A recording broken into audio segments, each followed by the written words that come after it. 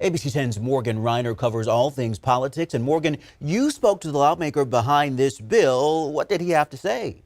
Chris, Senator Scott Wiener said his goal is not to take away rights from parents. But at the end of the day, he said he has to do what he can to protect children. Now, Republican Assemblymember Kevin Kiley told me Wiener can word it however he wants, but taking away rights is exactly what he says Wiener is doing. Democrat Scott Wiener introduced SB 866, which would allow kids 12 and older to get any vaccine without permission, as long as it is FDA approved. Almost 1 million 12 to 17-year-olds in California are not vaccinated for COVID.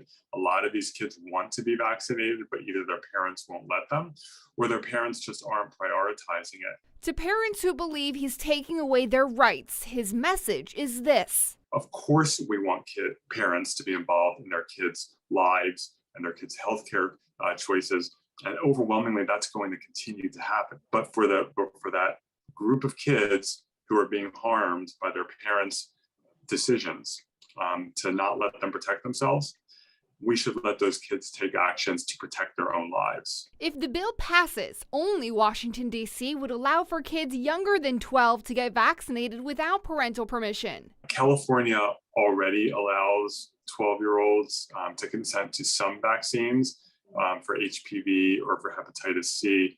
12-year-olds can also consent to get birth control and other reproductive health services. Well, he's assuming that all of those are good things, which is not necessarily the case. And when it comes to, most other medical procedures and treatments, there does need to be parental consent. And so on this issue, which is a highly personal one, it is absolutely one that should involve parents. Republican Assemblymember Kevin Kiley said he will fight this till the end. It's not the role of the legislature, of the governor, of the government to simply cut parents out of the equation. Lots of questions parents still have, like what happens if a kid has an adverse reaction? Well, Wiener said that's extremely rare, and the nurses who are administering the vaccines are trained to handle any situation like that if it pops up. We know this one is controversial. Of course, we'll stay on top of what happens there. Morgan, thank you.